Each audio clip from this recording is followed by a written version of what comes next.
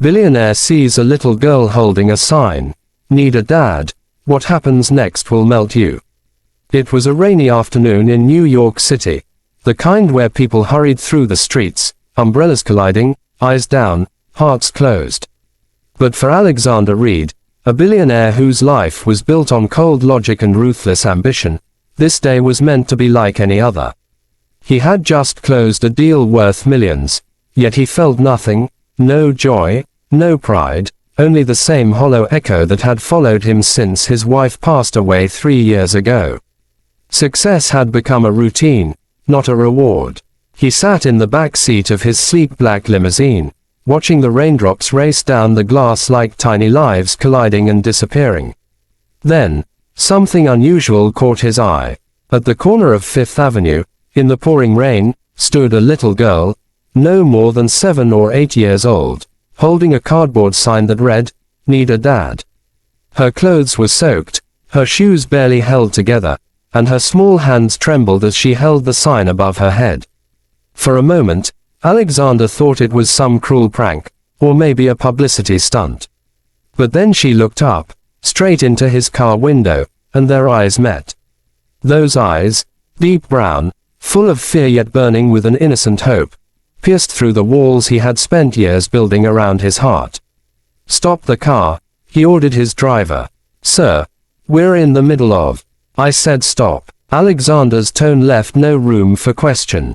The limousine halted near the sidewalk, and Alexander stepped out into the rain without an umbrella. The girl flinched slightly as he approached. "What are you doing out here?" he asked, his voice softer now. The girl blinked, shivering. "I'm looking for a dad," she said simply. "The lady at the shelter said maybe someone kind would see me."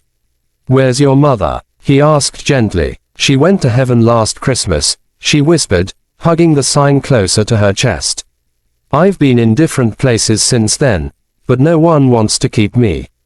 They say I'm too quiet." Alexander stood there frozen. The rain poured harder, but neither of them moved. The words, "No one wants to keep me," echoed in his mind like a haunting truth. He remembered his own daughter, Lily, who had died in an accident years ago. The same age, the same eyes. For the first time in years, he felt his throat tighten and his heart pound not from stress, but from emotion. "Come with me," he said finally. "We'll get you warm." The girl hesitated, clutching her sign. "You're not bad, right?" He almost smiled. "No, I'm not bad." Inside the car, she sat quietly, her little fingers brushing the soft leather seats as if she didn't belong. "What's your name?" he asked. "Emma," she said shyly. "And you?" "Alexander," he replied. She smiled faintly. "That's a strong name." For the first time in years, he felt something crack open inside him. The ride was silent except for the sound of the rain and her small voice humming a lullaby. When they reached his penthouse, the staff looked stunned. Their boss, the untouchable billionaire, had brought home a drenched little girl. He gave her a towel, warm clothes, and hot chocolate.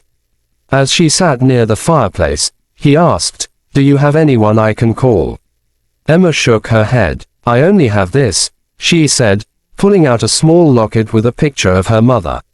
She said one day, "Someone will find me and love me like she did."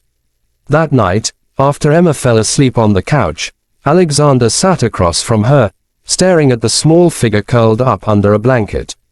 His mind was a storm. Logic screamed that this wasn't his problem, but his heart whispered otherwise. He hadn't felt this warmth, this sense of purpose, in years. And when Emma stirred in her sleep, and mumbled, "Good night, Daddy," he realized something inside him had changed forever. The next morning, Alexander woke up early, something he hadn't done in years.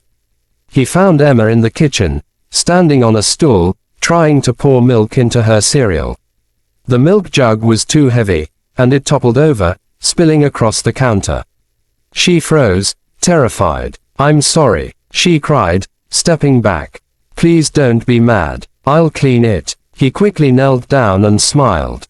"It's okay, Emma. It's just milk. We can clean it together." Her eyes widened, No shouting, no scolding, just calm kindness. For her, it was something new. For him, it was something rediscovered. Days turned into weeks. Alexander found himself rearranging his entire schedule. Board meetings moved, dinners cancelled, just to spend more time with her. They visited the park, baked cookies, and even built a small art corner in his office where she could draw while he worked. Slowly, laughter returned to his penthouse, laughter that had been buried with his wife and daughter years ago. But the world didn't understand. The media soon found out. Billionaire adopts homeless girl. The headlines screamed. Investors questioned his decisions. His board doubted his judgment. Some accused him of using her for publicity. But Alexander didn't care. For the first time in his life, he was living for something real. One evening, Emma asked, "Why do people call you Mr.